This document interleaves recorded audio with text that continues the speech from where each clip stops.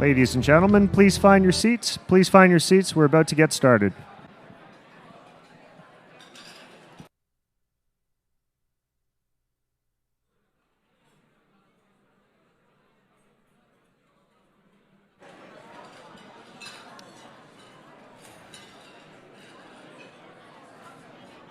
Ladies and gentlemen, please join in welcoming Kent Emerson, President of the Empire Club of Canada, to the podium.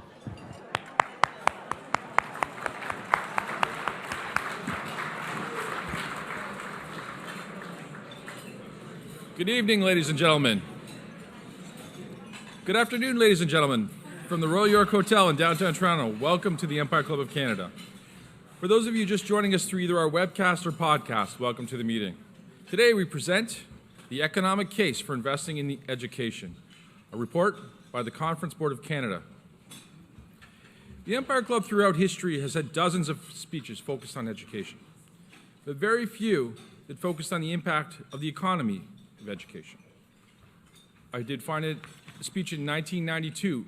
The Honourable Pierre Cadeau, the Minister of State for Youth, addressed the Empire Club in a speech focused on the impact of high school dropouts on the Canadian economy in the 1990s. At the time, it was predicted that many young Canadians were expected to leave school without finishing secondary education. He said, quote, "Unless we reduce the rate of high school dropouts in Canada, more than 1 million young Canadians will leave school in this decade without finishing high school. Think about the economic and social effects of that as parents and as business people.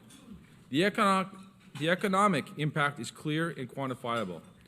He then quoted an organization called the Conference Board of Canada and went on to say, quote, "The Conference Board of Canada has estimated that the direct cost to Canadians' business on illiteracy is $4 billion a year, and the indirect cost at $10 billion when industrial accidents and absenteeism are factored in," unquote. What I've learned from this is that the Conference Board of Canada has influenced Canada's leaders on education for literally decades, looking at the impact of secondary school education, and that's why we are pleased to welcome this report today.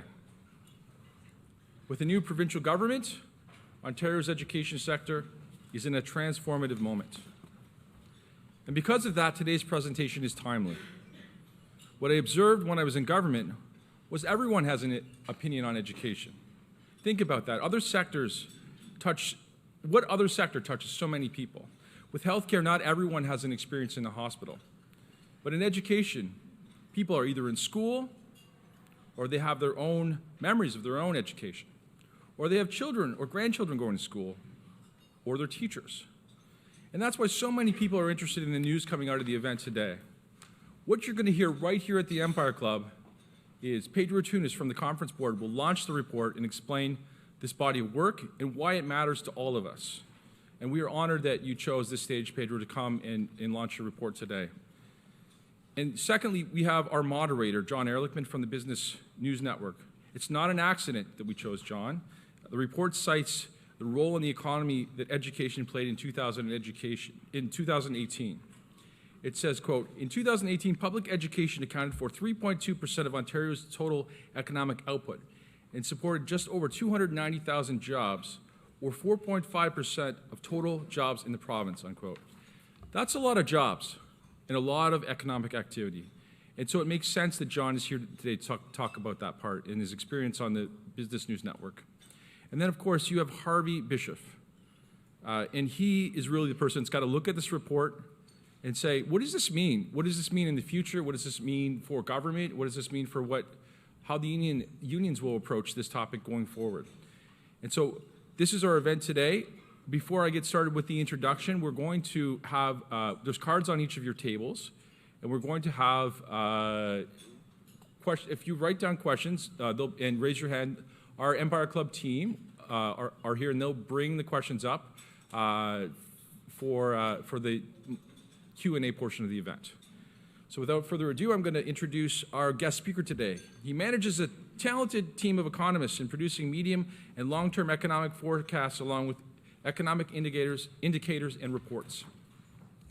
He joined the Conference Board of Canada as an economist in 1991.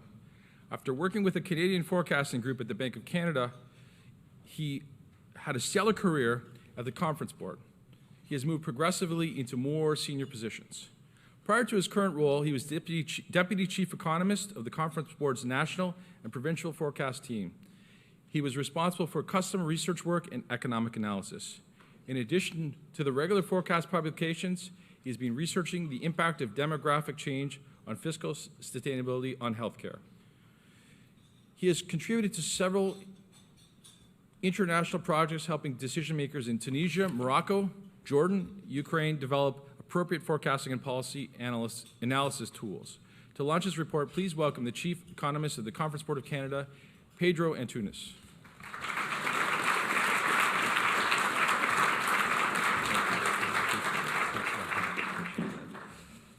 Great, thank you, Kent.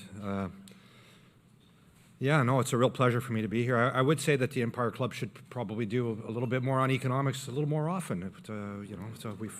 It's an important part of certainly what I look at, and it's my bias. But it was obviously a very interesting report that we wanted to investigate, especially in times when we are fiscally challenged across this country, especially at the provincial level, when the burden of social programs and healthcare is important. And so we need to understand what are the implications of cuts to certain programs or for one program versus another, and what are the broader economic implications. When we did this study, we essentially, or as you'll see in the report, there's essentially three themes that we touch on. The first is just what is the weight of public education in Canada, in Ontario. What does it represent in terms of spending? And if you increase or decrease spending in this area, what does it contribute or take away from the economy? So I'll talk a little bit about that. We also, as a second piece, looked carefully at what are the implications, or can we, in a sense, reduce or increase spending without affecting educational outcomes, especially with respect to the K-12, the kindergarten to grade 12 group. So we looked very carefully at the evidence out there. We built empirical models that really look at the causality around spending on education and the impacts on high school graduation specifically. So we looked at the literature, we tried to establish a very clear causal link between these pieces, and essentially what we find is that it does have an impact, and it does have an impact, or tends to have a bigger impact on kind of the groups that are more susceptible or less well off. So that's an important piece, and I'll talk very quickly about the economic, the size of the economic contribution of the public education system. If we think about Ontario's total government spending, about 18% of it is in public education. That represents essentially $29 billion a year that the government spends, and it has huge ramifications in terms of the support it generates in economic activity, in employment across this province. In fact, that represents about 3.2% of GDP. GDP, by the way, sometimes people forget it. It's just income. GDP is income. It represents 3.2% of GDP in this province, and it supports 290,000 jobs when we consider the full kind of repercussions across not just the educational sector, but across the broader economy. If we increase or decrease spending in public education, so we took a look at a 1% increase or decrease in a sense. At this level, the impacts are pretty much symmetrical. What we find is that we have a multiplier of about 1.3. So for every dollar that you add to education, to public education, you add about 1.3 to the economy. And what's important around that is, of course, that governments take a fair portion of anything generated in the economy, as you all know. And so a 1% increase represents about $290 million, but it also represents a fiscal, how should I say, a fiscal comeback to the government that's about $54 billion at the federal level and million at the federal level and 36 million at the provincial level. So you do spend more, but you get a portion of that back, and conversely, if you take away, you lose a portion of that income as well. Now, most of the focus of the study, however, is on something that we haven't done in a fair bit, and that's look at the broader social impacts of cuts to or increases in spending in education. So this is essentially how how should I say, the analysis works. We're first trying to establish what are the private benefits. We know that if we increase public spending on education, we can get better outcomes in terms of high school graduation, and we know that if we get better outcomes on high school graduation, in fact, we did another empirical analysis looking at what is the causal effect, considering and accounting for other factors of having a high school diploma versus not, and what does that mean in terms of your income. And what we found is essentially you see income up about 26% for high school completes versus not high school completes. So that lends to the private benefits that you see there. And of course the private benefits means higher income across the country, or across the province, and it does also mean that you'll have higher tax revenues over on this end in terms of the fiscal benefit. The other piece, of course, and when we start thinking about higher income, we know that this has repercussions in terms of the social benefits. And we looked very specifically at three components, which is what are the impacts of having higher high school graduation rates on not just poverty reduction, but essentially social programs, on healthcare, and on crime reduction. So those are the three pieces that I'm going to focus on. And of course, if you are able to have better outcomes in those areas, you also have fiscal benefits that show up here in terms of cost savings on the health, social insurance side, and on the criminal justice system. So the scenarios, well, I got to say I was surprised to see this, but high school graduation rates in Ontario have come up from, in just a few years, just 14 years, I guess, from 68% in 2004, less so, to 86.3% in 2017. So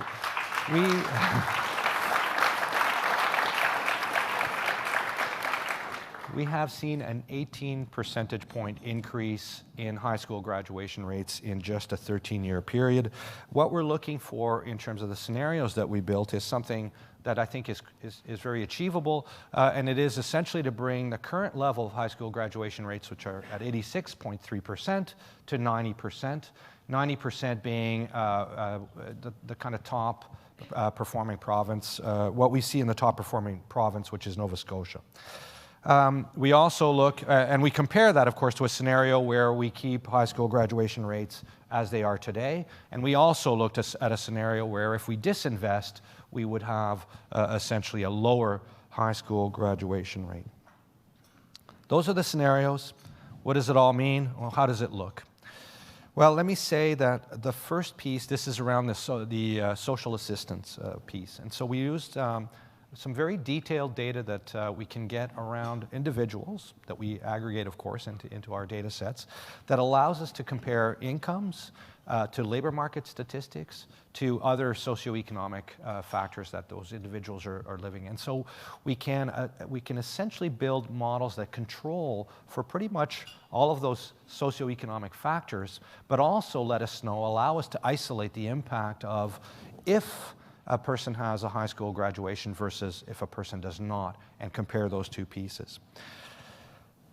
So what we found essentially is that high school, those non-completes, tend to use social safety net at a rate of 11.6% versus high school completes or high school graduates, which use those social safety nets at 8.5%.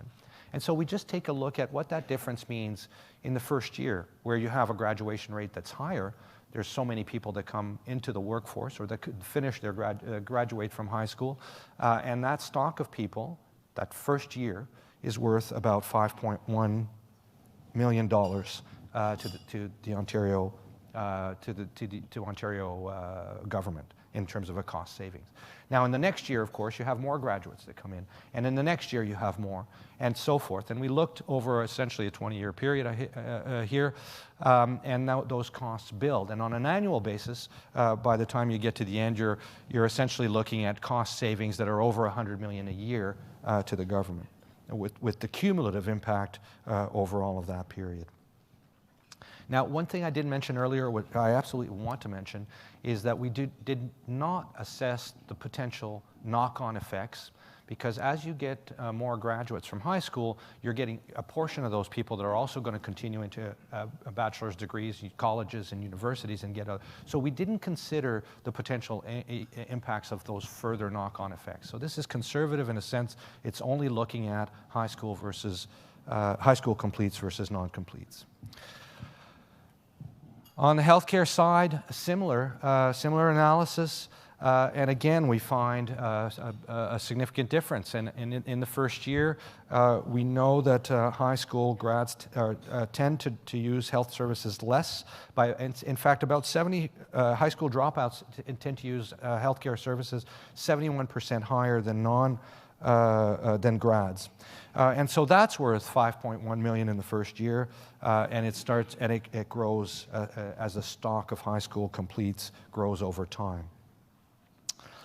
Sorry, I've got the wrong number. 5.1 for the social programs, 6.3 million in the first year for healthcare, and that growing cumulatively over time. And then last, the criminal justice system. And this is one, economists, the way they talk about the way they analyze everything is it's the cost of crime versus, so if you have a higher income, a higher salary, the cost of crime is greater, and you tend not to embark in that, or the cost of getting caught in crime. But we again looked at, there's not as much data or evidence on this for Canada. We looked very carefully at studies that were done in the US around higher incomes and the effect on criminal rates or rates of crime. And we adjusted, of course, for Canada's market where crime rates are much, much lower than the US.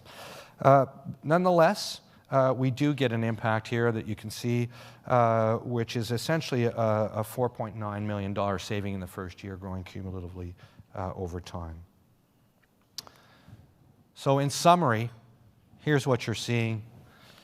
5.1 in social assistance, growing over time, and the cumulative amounts, if we sum all of that up over the 20-year period, we're talking about $1.1 billion there, $1.4 billion in healthcare, and another billion in criminal justice. So $3.5 billion from the benefits of getting our high school graduation rates from 86% to 90%. It's really nothing in comparison to where we've come over the last 13 years. The cost per student, if you want to look at it that way, of increasing your investments in education versus decreasing your investments in education. The cost per student, about $3,128. We're very precise in economics. We'll give you the details. If I were a scientist, I'd have to round out to significant digits, which would probably be 3.1, but there you go. So just some final thoughts around what we talked about, but essentially public education, a big sector, of course, in the province, supports lots of jobs, and of course, as you cut or increase spending in this segment, you get these kind of very well-known direct impacts on the economy, plus the supply chain impacts. We know there's a multiplier impact that's about 1.3 on the economy. But more importantly is these social benefits that we need to consider when we think about what we're investing in when we invest in healthcare. In public education.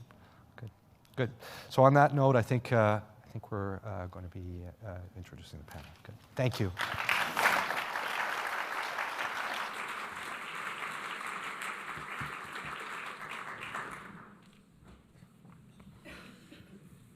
Thank you, Pedro. Our next panelist is an English teacher from Durham. Growing up in Pickering, Ontario, where he attended elementary and high school, he earned a Bachelor of Arts degree from Trent University and a Master's from Queen's University. He returned to the Durham area to teach English at Henry Street High School and then at Executor High School.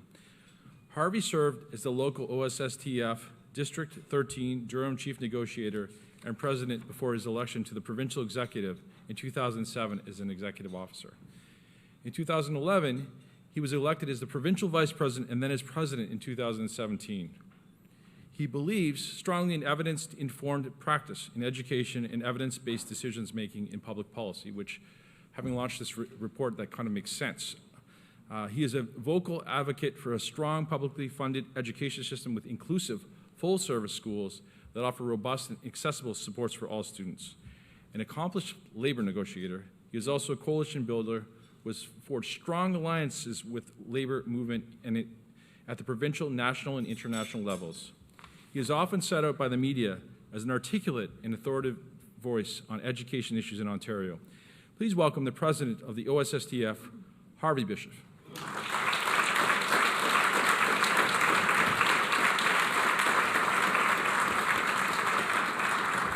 And our moderator, if I read his whole bio, we'd be here for weeks.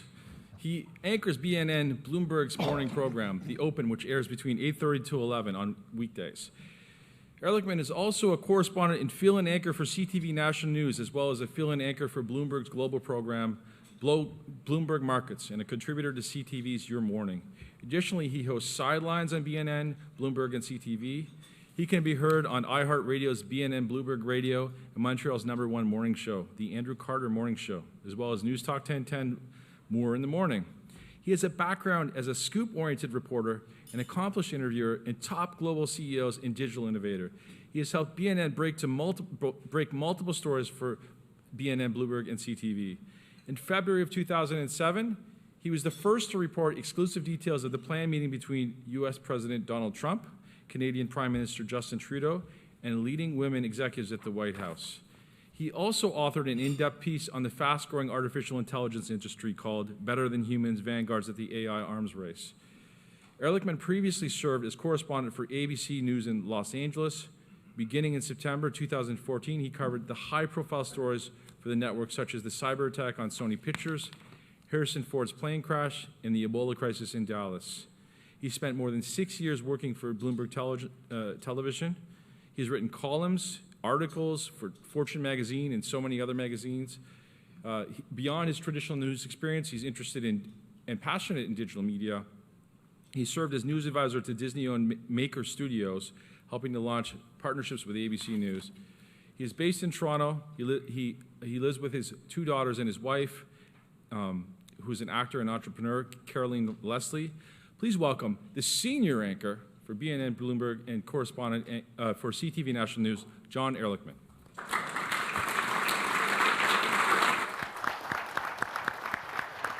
Thanks a lot. Good afternoon, everybody, and good afternoon, you guys. Pedro, that was very insightful. It was great. You know, as Kent alluded to, I work a lot with numbers. I work a lot with we do a lot of interviews with business leaders. I do a lot of interviews with economists. Too many interviews with economists, I think, sometimes. But this has been such a big story that, you know, my job is to ask questions and to speak with a lot of teachers as well. So I'm curious, before we launch in, do you remember something about high school? Like a sort of a moment, something that sits with you today? Oh, absolutely. Yeah? What is it? Well, it's probably outside of the kind of classroom itself, but more around the soccer teams and all of that sports stuff that we used to. You know, it's funny. It's funny he says that, because as I've spoken to high school teachers for the last few weeks, so many of them have said, on the issue of education and on the issue of graduation, yes, they're working with students to make sure they're up to speed in math, they're up to speed in English. But the things that are most important to a lot of the teachers are, where is that person in their journey, in their life? Mm-hmm. How are their relationships with the other students, with their friends? That's what I think a lot about with high schools, is the friendships that I formed. And I think I think that feeds into what you were trying to get at with the social issues, mm-hmm. because school is a place where you go to kind of learn about life. I would assume. Is that, can I take that away from the numbers you were showing us today? Oh, absolutely. And I think one of the things that I didn't mention, which we have in the report, is the increase in social engagement, civic engagement from people that have higher educational attainment. Okay, so obviously a timely report. What prompted putting this report out now? Well, I think, there was a request for us to look into this issue from OSSTF, and so we started on the research in partnership with them. This is a question, of course, for the conference board that is primary and important for us. We, as you know, when I was introduced, we talked about looking at the fiscal situation for Canada. This is something that we've been doing for a long, long time. It's part and parcel of our sustainability long term. So how can we grow revenues is one part of the equation. Yeah. Looking at how we can be fiscally sustainable over the long term, because of the big challenge of an aging demography and the pressures on healthcare, et cetera. But we also need to be very aware of what are the full costs of either investing or cutting in certain areas in public services. And so this is really an important piece for us to do, and we were really pleased to kind of dig into the numbers. And what was your reaction, Harvey, just seeing those numbers now? Well, I guess they more than reinforced. I mean, they gave us empirical data to support. I think educators, support staff, teachers, students, parents have a kind of intuitive sense of the value of education and have an intuitive sense of the value of investment. But now we can draw the lines to that empirical data and to the figures that, why should, if you're not part of those cohorts of students and parents and so forth, why should you care about investment in education? And now we have a very clear answer. You should care because of the increased economic activity. So if you are engaged in business in Ontario, if you're involved in the economy, which is the vast majority of people, obviously. Yeah. And if you want to see improvements in health outcomes, in other social outcomes, fewer criminals also obviously means fewer victims of crime. These are all social goods, and we can now draw a solid line to those things. Well, I don't want to get too far into the weeds of how the economics comes together, but how do you quantify that the health cost of someone who graduates high school is going to be lower than someone who doesn't? Well, so that piece is very much income-based. So we know that cohorts or households that have higher incomes tend to have better health outcomes and are less costly on the system. We looked very, very carefully at the data linking, as I mentioned, linking the causal factors and controlling for other factors between high school graduation and not. And this is what allows us to say, first of all, that there's a significant increase. By the way, it's a 26% increase for a high school grad in income versus non. If we go on to university or colleges, et cetera, those increments get even higher, and it's very, very important, obviously, in the knowledge economy. But just looking at that difference between high school grad and not, that 26% increase we know that there are repercussions on the cost of healthcare just because you're at a higher income quantile. So, and we looked very carefully as well on that piece, adjusting for, obviously we need to adjust for a number of other factors that different cohorts would have on healthcare, but we did take into consideration as many factors as we could from that very deep database. Well, just staying with the numbers, and Harvey, I'll come back to you because you've fielded this question a lot recently.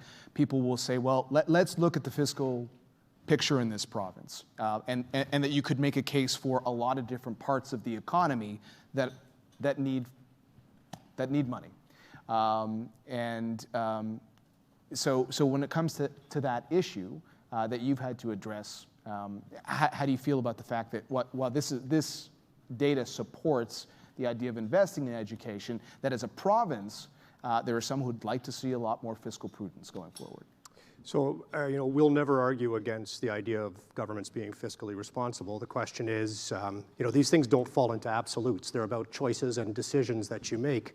And if you're going to spend money, do you want to forego $3 billion on a canceled cap and trade program, for example, or risk $1 billion on a potential beer store lawsuit, or $150 million on a canceled hydro contract because you've interfered politically in a board? forward? Or do you want to put your money where there's an economic multiplier effect and there are additional social goods that come out of that? And I think when you're making choices, if you can turn that dollar into $1.30 by investing it in education and have the improvements in health and civic engagement and all of the things that come out of that, then the choices start to become a little more obvious to me, at least. Pedro, let's go a little deeper into the numbers that you shared earlier. When we talk about the expenditures specifically in public education, you were saying, I think, about 18%? 18%. So $29 billion. Just seeing that number alone doesn't tell me too much in terms of the context of what it's like as an expenditure in, for the nation, other provinces. Is that the kind of number that is normal when you're looking at a whole budget and a fiscal picture? Well, I think the challenge for provincial governments in general is if you take the piece that is education, healthcare, and social programs, you're eating up pretty much the entire budget. With healthcare eating up another 39%. And 11% on social programs. So you're starting to eat up a big piece of the pie. And of course, in Ontario and in many other provinces, we're running deficits. So there are challenges with respect to that. The $29 billion, it is what it is. It's as I mentioned, it represents, in terms of the labor component, it's about 4.5% with the supply chain effects of total employment in the province. It's about 3.5%, if I'm not mistaken, on the GDP side. So it gives you a sense of how big that number is relative to the economy. If we think about some of the headlines we've seen recently, Harvey, just back to you on the education issue, you start hearing about things like larger class sizes. That's probably been one of the more common that we've heard. If Pedro's analysis, the Conference Board's analysis, shows that at the end of the day, lower graduation rates leads to higher costs overall, is there anything you have seen with larger class sizes and how that impacts things like graduation rates? Yeah, I mean, I think the evidence is pretty clear in terms of the negative effect when you increase class sizes on graduation rates and on student achievement rates, and there's the high quality studies that have been done have pointed to that for some time. Previous evidence was mixed, but as the evidence gets or as the studies improve in quality, we start to see that line is very clearly drawn. But we also see that that increases, maybe even more directly to the study, increases in education spending from 2003 to 2019 have resulted in this 18.5% improvements in the graduation rate. And to paint a really stark picture, if the government goes forward with the intended cuts, so moving from average funding for class size of 22:1 to 28:1, we're talking about almost 20% reduction in what's called the Pupil Foundation Grant, one of the most important grants in education. That would take us back to 2004, 2005 levels for the Pupil Foundation Grant. At that time, the graduation rate from high school was 71%, 15% lower than it is currently. Take a look at Pedro's study and the knock-on effects of that lower graduation rate, what that would cost us in healthcare and in social welfare costs and so forth. I think, as I say, the picture becomes pretty stark. Just looking at your analysis, it almost feels like you can't just look at an education expenditure, like everything seems to bleed into everything else at the end of the day. Well, I think unfortunately that's how complex the economy and society is. Was this challenging to do, just based on some of the analysis? Well, you crunched the numbers on a lot of stuff. I would say that we crunched numbers on three things, plus the civic engagement piece, which we didn't quantify. Yeah. There are things that we didn't talk about. For example, I mentioned and alluded to it, that if you do see more and more the stock of high school graduates growing, you will also see eventually some of those folks getting into higher levels of education, like college and university, and there are knock-on income effects that are much greater than the differential between just high school a grad versus non-high school grad. So I think there's more to be done. You know, we have, as in economics, right, it's, you know, doing as much as you can with the budget and time that you have. But I think certainly this is an area where we need to continue to deepen our understanding and continue to do research on. Kent was alluding a little to this earlier, but if we think about the labor force and the jobs that are out there, productivity ultimately, if you have fewer people graduating from high school, ultimately that's going to impact your people who are available to hire. Yeah, I mean, absolutely. I mean, we are currently benefiting from a very good labor market in this country. And if you look at where the job growth has been, and I keep saying this, it's certainly, there are some very, very good quality jobs that have been, when we think about the information technology sector, when we think about where the biggest growth has been in the last little while, it's been in other professional, scientific, technical services jobs. So it's a service economy, it's a knowledge economy, it's an economy where if you don't have a high school graduation, you're not going to do very well at all in. You know, this is the reality of a kind of a high-income, developed economy. Whether we're doing so well on productivity, that's a whole other question. But it's really you know, a much deeper issue to look at. But it's clear. It's a knowledge economy. You need an education. I'm glad you talk about that, because when it comes to technology, that has factored into this conversation around educational budgets and the fact that, you know, in theory, kids and students can take online courses. One thing I've heard some of the feedback from some of the teachers that ultimately have to implement that is, what if you don't have a computer at home and you need to now do online courses not at home but at the school library, and you're then basically hoping that library, like those library hours, will fit with your schedule. I mean, what would you say about that? About, well, you know, today there's technically a lot you could do online as a student versus what actually happens in reality. Sure, and online courses have a value. For a certain type of kid and under certain circumstances, you know, you're in a remote rural area, can't get access to a particular course, you're a particularly highly motivated student, and online courses are great for those kids. We also know that the success rate in online courses is nowhere near as high as in face-to-face delivery, and we have, you know, significant evidence to demonstrate that. We know that there isn't a jurisdiction that we could find, certainly not in North America, and I don't know if it exists anywhere in the world, that has mandatory 4-credit online requirement, which is what the current Ontario government is pointing towards. At current success rates, that will mean a significant loss in student achievement, a significantly reduced number of high school graduates that will have, you know, the impacts that Pedro talked about. And, you know, ultimately the idea of forcing online learning 4 credits on every student in Ontario in this time is flat out discriminatory. There are kids who can't afford access to the technology they need. There are kids who live in places where there isn't broadband. Those are issues that need to be resolved long before we move. A year from now, the government is proposing to mandatory 4 online credits. And then just...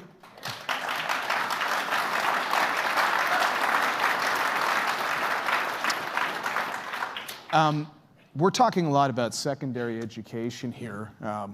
I've got kids in elementary school. I'm just, when you're trying to do the math, I mean, the building blocks are going to start at the younger age, I would assume, before we start talking about getting to the point where you're either graduating from high school or not graduating from high school as well. So I would...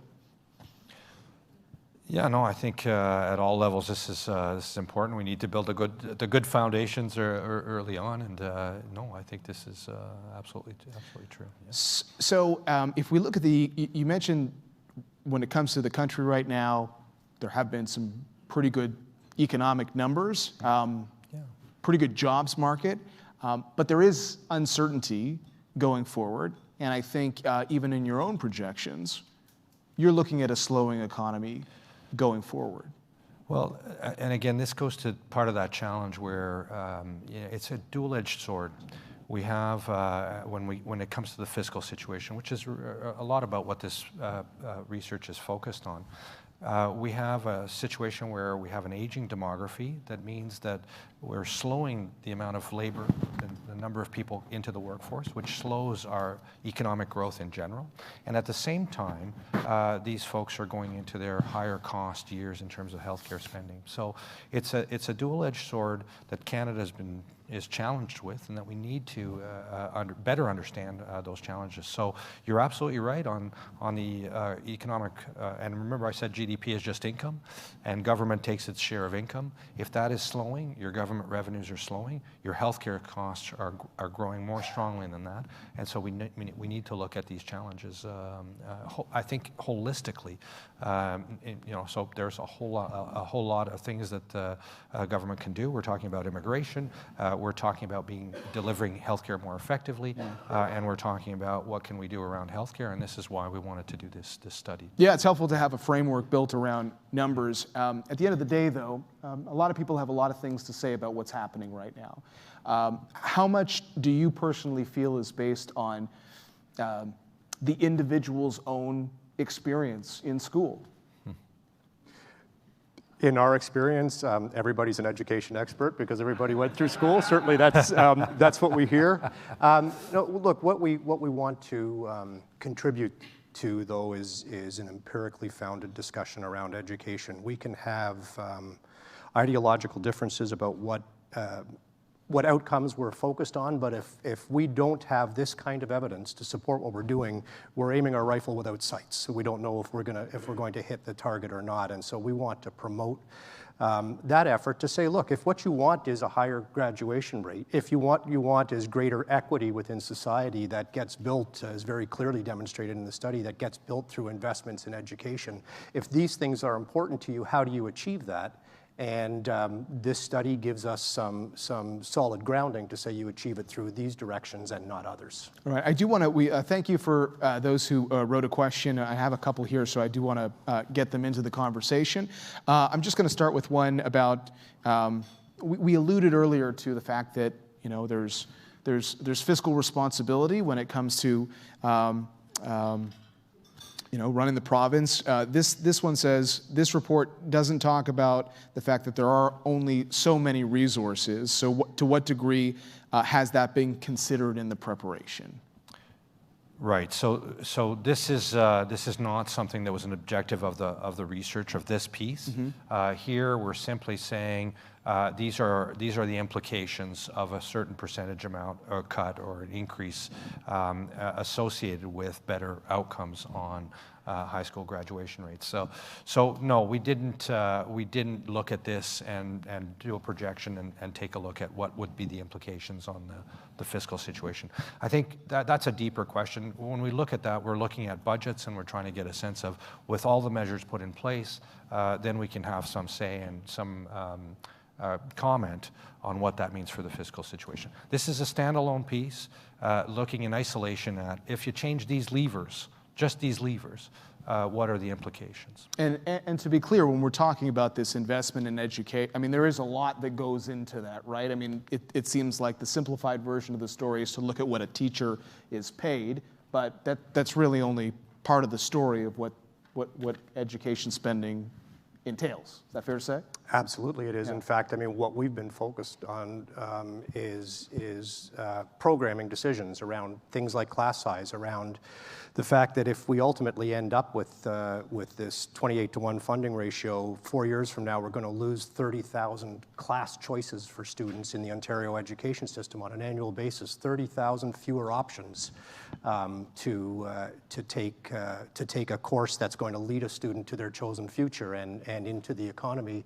And so this is about much more than the remuneration for education workers. This is about program decisions that are going to benefit students. So Harvey, I'm glad you got into that, because it actually feeds into another question we got from the audience where that very issue was mentioned. This audience member saying bigger class sizes are bad, but schools canceling options in specialized classes like physics, programming, etc. is also frightening. And this audience member wanted to get your comment on the likely economic consequences of that. I mean, I guess we're trying to figure out right now, like, that roadmap ahead. Is that something that you can can work into the analysis? Right. So I'm afraid we're not experts on the delivery piece of education. So I think there's probably much more, although even if the greater population tends to think they're all experts, I will shun away from that and say there are people out here and elsewhere that are much more cognizant of the specific programs and how that actually affects educational outcomes. We're here to take a kind of a broad perspective. What are the general what is the data showing us in terms of the general outcomes of when you change these levers?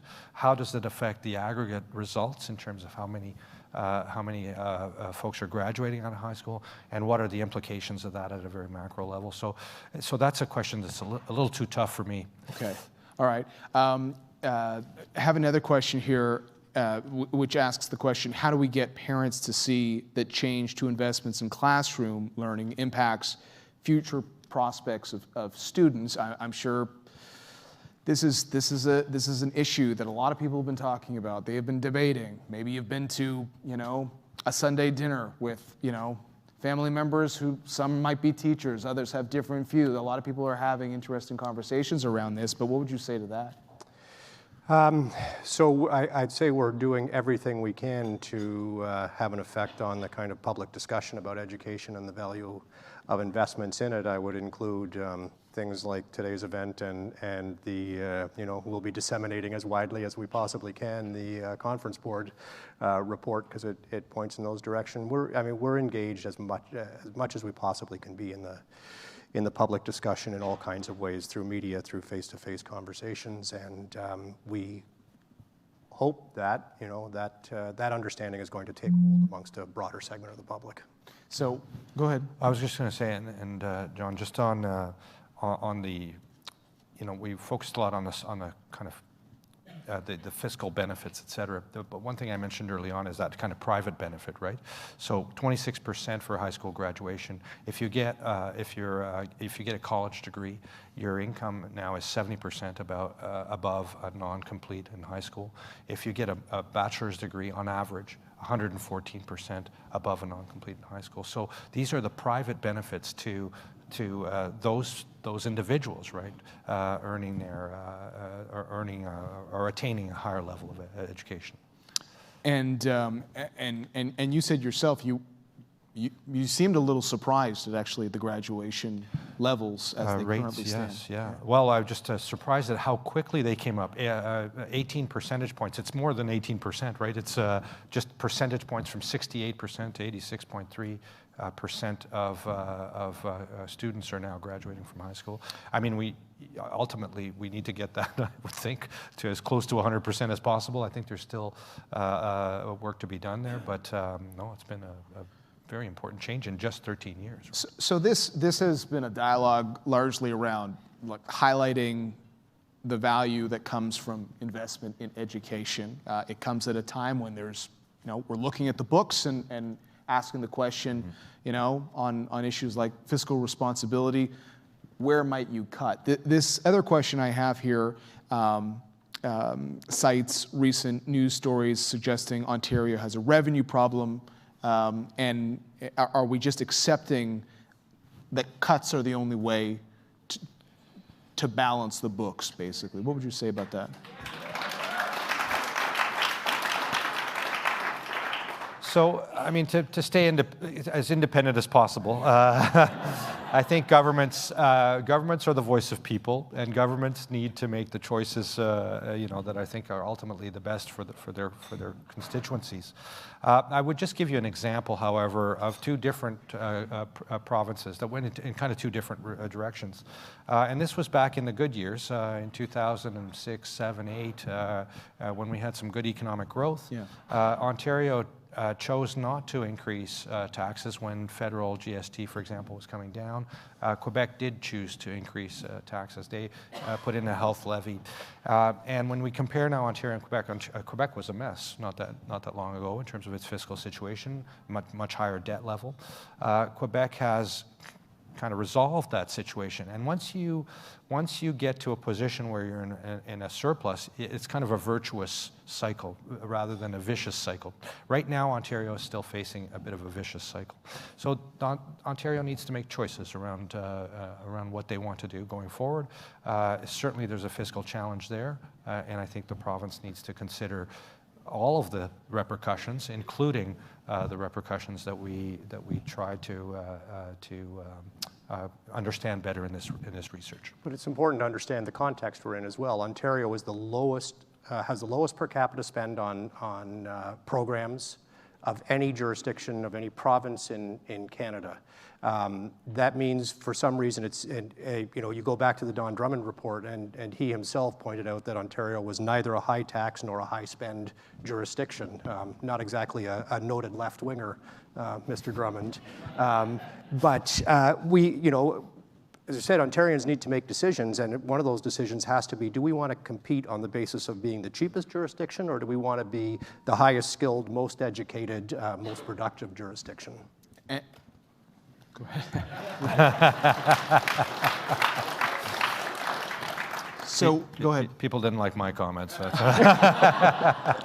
Well, you are an economist. So. We're almost out of time, but you alluded to the fact that you're planning to use this information, this data, as part of what we're going to be hearing from you. Can you just elaborate on what you're going to be doing over the next few weeks when it comes to that? Sure. I mean, we are in the process as we speak of disseminating the report to actually tens of thousands of people who have identified themselves as supporters of public education and investment in education. We'll be engaging with the media through paid and earned media in order to disseminate the findings of the report. And we'll hope that more of the debate happens on the basis of kind of evidence-informed approaches than we sometimes find right now. One more for the road? All right. Thanks, Ken. So this question says there is data suggesting in the coming years there will be an influx of skilled workers in the labor sector in order to reconcile the aging population. You did talk a little bit about the population issue earlier. What are the implications economically if there are not enough students who select this career path? Well, okay, so I'm not quite sure about this influx of skilled workers. I would suggest there's a research that we're doing on immigration. In fact, we have a fair bit of research on immigration that talks about the labor force challenges. Mm-hmm. What we have in Canada is a situation where the baby boom cohort, which is retiring, we're going to see an exodus of about 9.5 million people. An exodus of 11 million people out of the workforce from the baby boom cohort. And when you look at the school leavers coming into the workforce, that's in fact 9.5 million people. So we're actually short in the coming years of replacing just the workers from the kind of the school leavers. So immigration is a big part of filling that gap. And I think perhaps that's what we're talking about, because we have seen essentially the federal government and provincial governments look to immigration to kind of start to fill that gap. And the issues around skilled migrants, skilled workers, and those streams, those are obviously very important in terms of filling the requirements of a workforce. Yeah. Well, in the immigration, I mean, your parents might move here and be skilled workers, but they have children as well. Oh, absolutely. In fact, immigrants come in that 30-something cohort, which is also a cohort that tends to have children. And I think the Chamber of Commerce would agree with me on this, if perhaps nothing else, that they're looking for workers in skilled trades, for example. If we don't get them through graduation, through grade 12 successfully, they don't have even the option of moving to that next step of apprenticeship in a skilled trade. That's a growing and a deep need in Ontario, and reducing the high school graduation rate will take us in the opposite direction of where we need to go. All right. Well, it is a conversation, no doubt, that will continue. And our thanks to both Harvey and Pedro for their time today. Okay.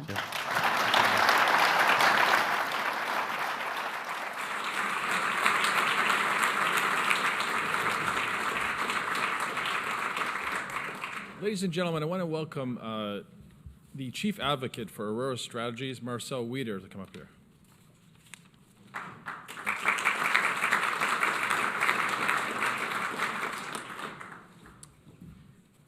Well, thank you, Kent, and it's a great pleasure to be here. On behalf of the Aurora Strategy Group, we're pleased to sponsor today's Empire Luncheon. At Aurora, our focus is getting your message delivered, and events like this are excellent opportunities to do that.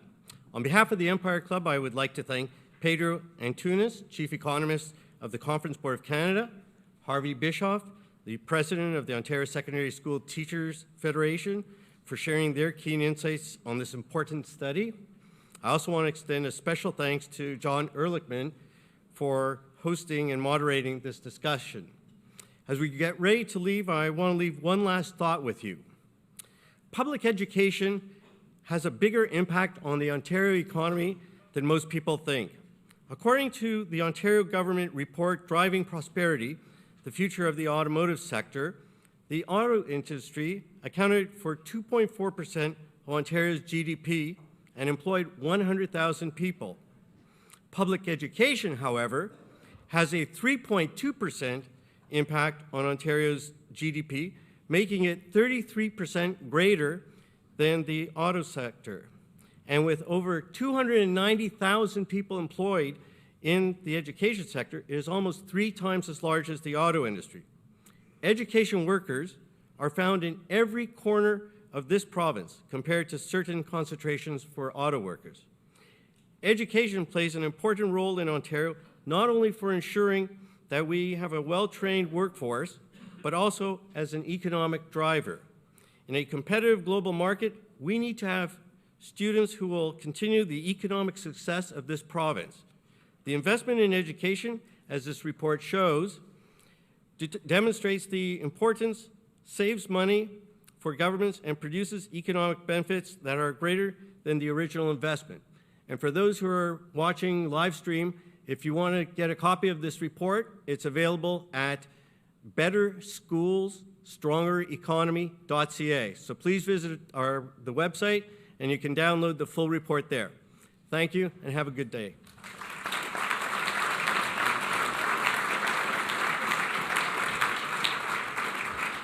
So today is our 38th event at the Empire Club of Canada. We have one more event next week, the Federal Minister of Health.